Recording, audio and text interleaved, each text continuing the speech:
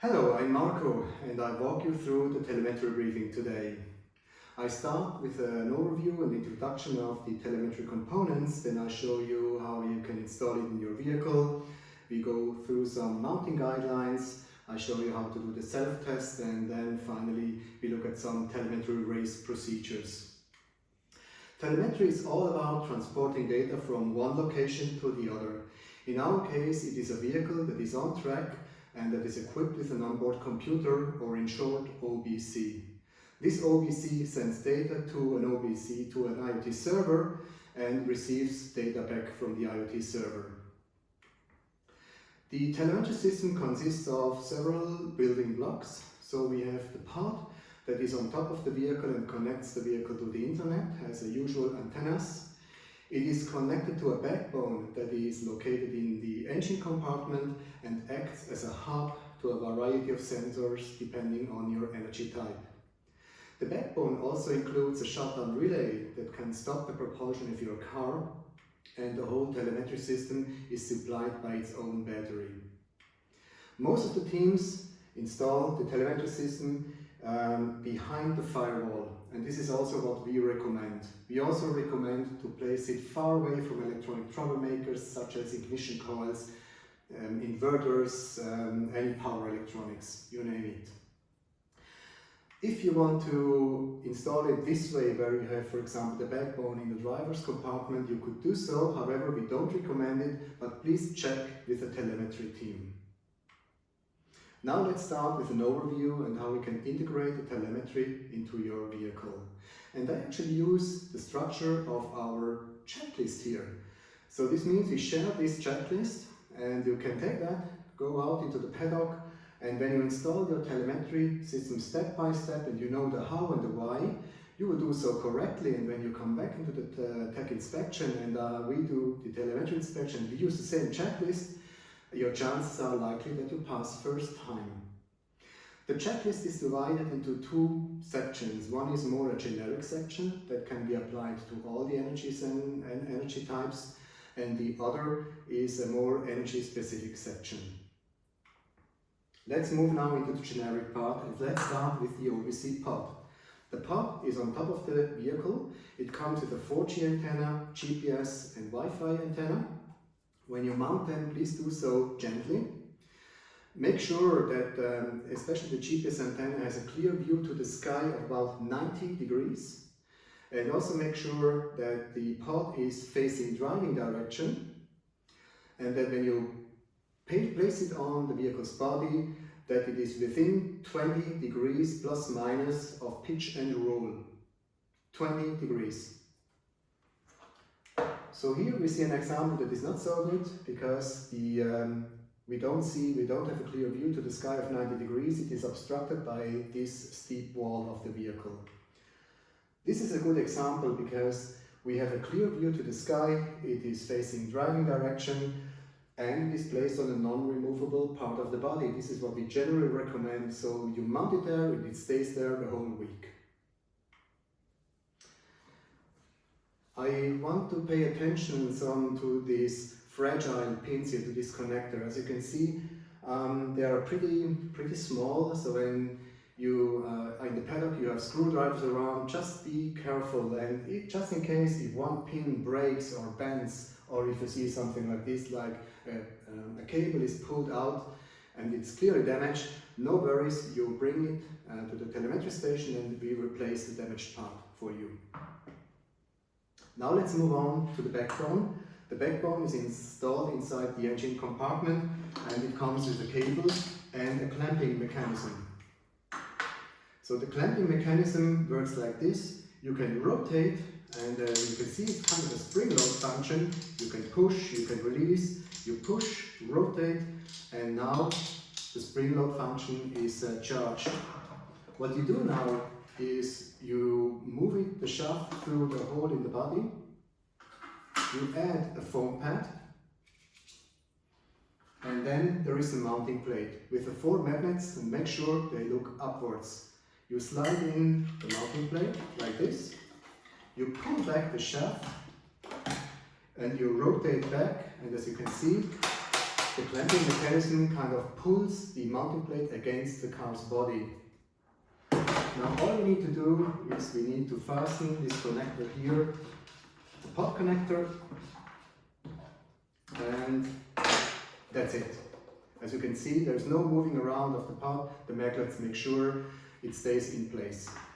One important thing, when you place the backbone, make sure that you're able to lift the pod so that you can put at least a fist underneath.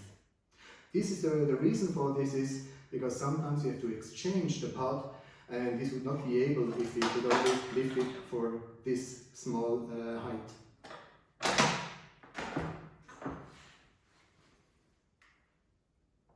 Let's move on to the battery. The battery lasts for about 4 hours when it's fully charged. Fully charged means it has 5 bars. 5 bars is 100%. We need to have at least 3 bars when you go out on track. So 3 bars is 60%. 2 bars, for example, would be 40%. Then you need to recharge. One warning, when the charge is too low, a red light will be flashing here. And this means you will be delayed to go out on track. So then we have the battery holder. You slide in the battery into the battery holder. You mount it like this, but not like that. This is also okay. And you can charge the battery with a supplied power supply, like this. And then you plug in the jack into the backbone where it says power.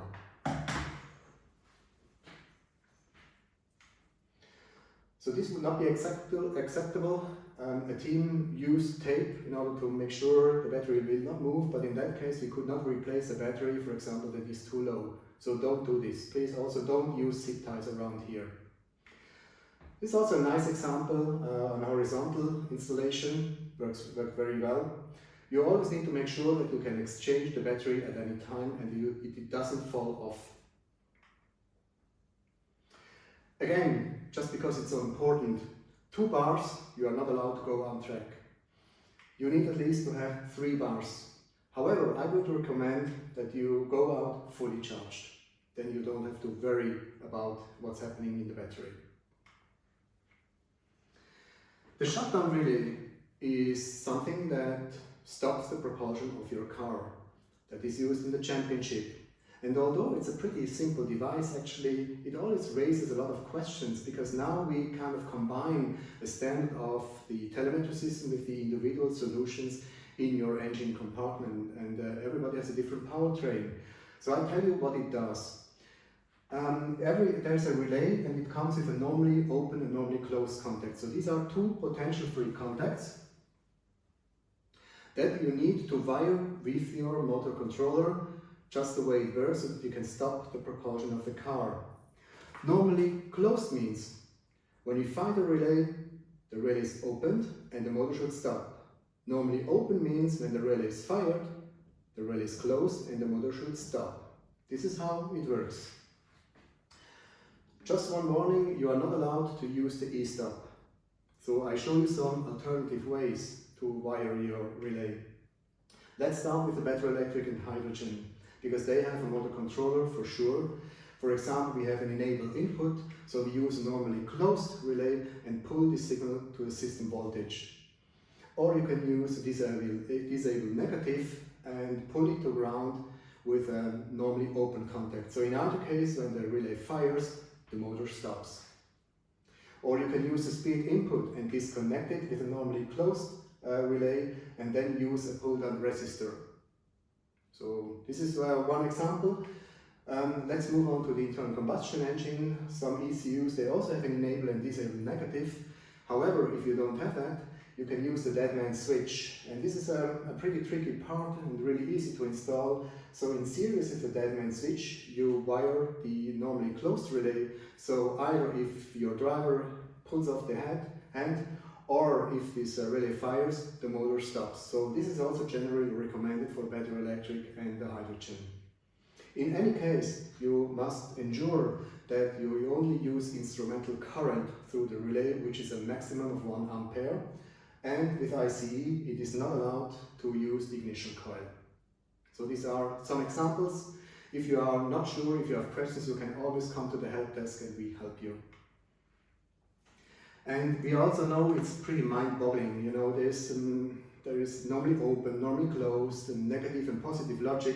This is why we supply a test board for you. So before you plug this into the backbone, you can plug it into the test board, and when it's on run, the motor runs. When you flick it to stop, the motor stops. So what you actually do, you're mimicking the relay that is inside the backbone. And when this works, you are all set. You can plug that connector into the backbone and relay is checked off. So now this has been the generic part of the checklist. Now let's move into the energy specific part, and I want to start with the joule meter. The joule meter, as it says, it's this device here. It measures electrical energy, converts it into joules, and it is placed, for example, between a battery and a powertrain. So energy flows through these terminals here. We have input and output, negative and positive, which is pretty straightforward. And then we have a button. We can switch it on, we can switch it off. When we switch it on, we see here this is a status LED that must be green. If it's not green, you check with the telemetry team. And the upper LED is a level indicator, so when it's green, it's fully charged. When it's amber, it's still okay. When it's red, then you bring it back. The battery needs to be replaced. When you install the joule meter, make sure that the buttons is accessible and the LEDs are visible. And then we can connect it through the CAN cable to the backbone where it says sensor. This is what I do here. Done. And what you see here is already the configuration for a battery electric vehicle whose schematics we can see here. So the joule meter is placed right after the horn and close as possible to the battery. Then all the energy is measured, or the non-propulsion energy such as the lights and of course what you need in the motor controller. And as you can see here, this team uses normally close contact to shut down the car, to shut down the propulsion. This is a battery electric example. If you want to know more, check out this QR code. And the joule meter is used in all energy types.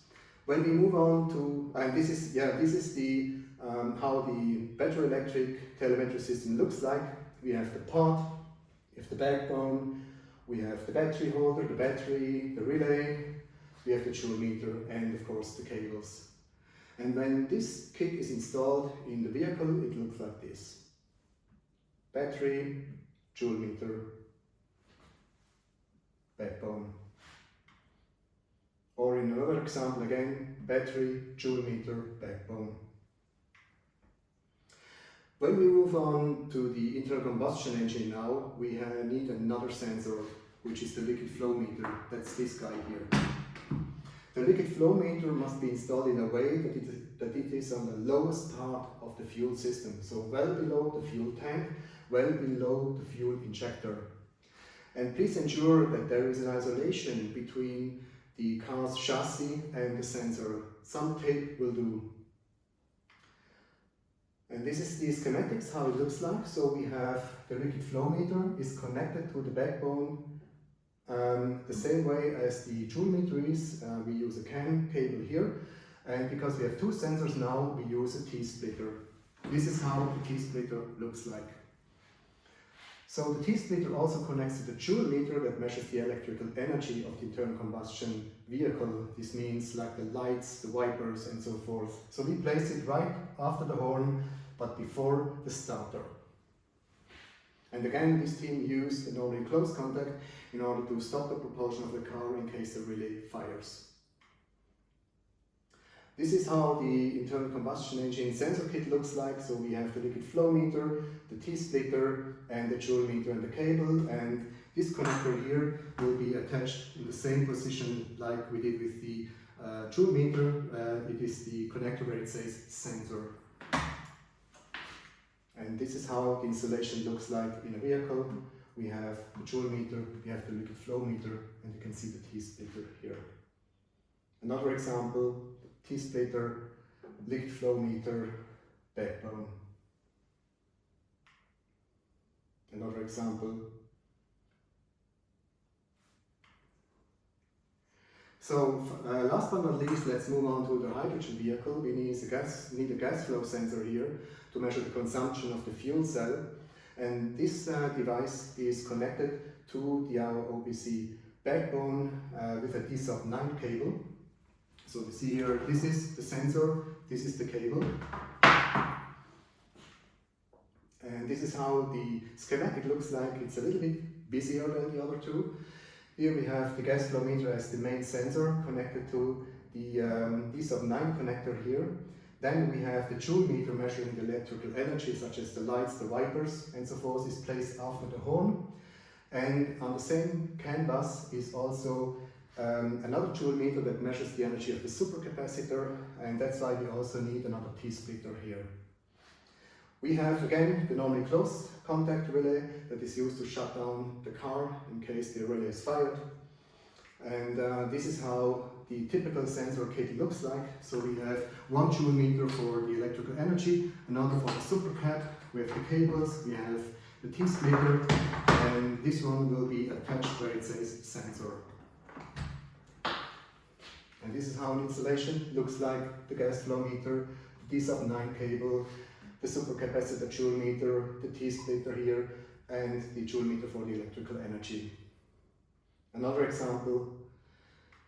And now we have covered the energy specific types. Now let's go into the cabling.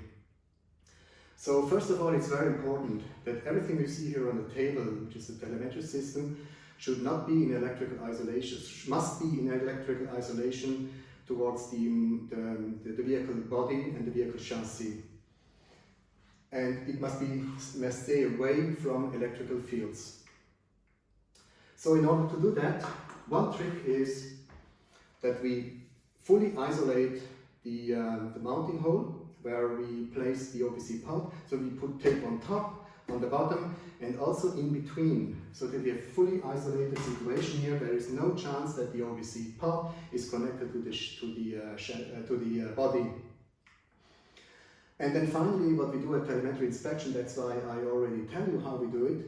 We use an ohm meter here, a multimeter. So one probe we put at the ground of the telemetry system, which is the ground, the last pin at the power of the backbone. And the other probe we put on the body, we put on the chassis, and then the minus pin of the joule meter. And the value must be larger than 100 kilo ohms of resistance. If it's larger than 100 kilo ohms, we are fine. If you don't achieve that, please check with us at the telemetry team. Some rules now, or more guidelines: don't use loops. So a loop always will pick up noise from the environment, so they act like antennas. So what we must ensure that there is no area. So what we can do is we can kind of wind them up and then make them flat. Like you see here, flat cable, flat cable, flat cable, so there is no chance that electrical noise is picked up by the telemetry system. Second, make sure that the cables are mounted securely, that they are far away from electronic troublemakers or from chains, and they are fastened, that you can use zip ties here. So you need to make sure that the cables will not move, and then I don't want to see any dangling cables in your engine compartment. Another guideline is that you use strain reliefs whenever possible. One is, for example, here, where you have the strong CAN cable will help the weak power cable, and just use a zip tie here and the strain is relieved. Very important is the connectors. You can see here the CAN cable comes with the so-called M12 connectors. So when you do the turning, there is a certain point when you are sure the connection is established, and this is the certain click at the end. So you need to do a click here, a click there, a click here, and then we need this click to make sure it's fully connected mechanically and electrically. And now we are done. We have installed everything as we wanted. We can now do a self-check. A self-check means we can turn on the telemetry system, which means switching on the OPC pod and switching on the joule meter. This is what we call switch on the telemetry system. Now we have to wait 60 seconds. It takes some time to boot, and then we are able to do a check. And the check means we need to have a really stable LED configuration here. So for example, in that case, the amber light is blinking, and in 99% of the cases we forgot to switch on the joule meter. And you can see when the joule meter is switched on, it goes back to a steady light, and this is what we want. We want to have steady lights, then we are sure the OPC is working correctly. So this is what you can test already in the paddock. And make sure that you check off all the boxes, that you don't forget one step. Every step is important. To put your signature, date and name here, your responsibility that you did everything right, and you check also for a steady light, and at that time, in this situation, you are ready to go to the telemetry inspection. Let's review what we have done, what we have covered. We looked at how to install the pod, how to install the backbone, how to wire the cables, use strain reliefs, secure mounting. We looked at the battery, 60%, and the resistance or the isolation between the telemetry system and the car's vehicle body and chassis, 100 kilo ohms. This is important. So now let's cover some race processes that are specific to the telemetry system. So let's say you are in the paddock and you intend to go out. Either you want to do a practice run or you want to do an attempt at the competition. Please switch on the telemetry already in the paddock. It takes some time to boot and to connect to the GPS, and so make sure that you have 60% charge. You switch on the telemetry system, means switch on the pod, switch on the joule meter, and that you have a steady amber light. Then you move to the start area, you cross the start line, you do your laps. When you cross the finish line, don't switch off the telemetry system, because now we want to upload the data for later use. So you switch off the telemetry system when you're back in the paddock. Switching off means you press here for 5 seconds and you switch off the joule meter. And in this state it will be if you are not out on track. It is switched off to save battery.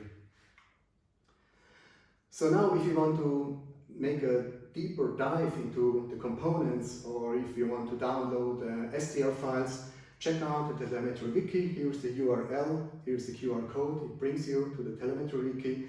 It will be updated throughout the year, so don't lose the code.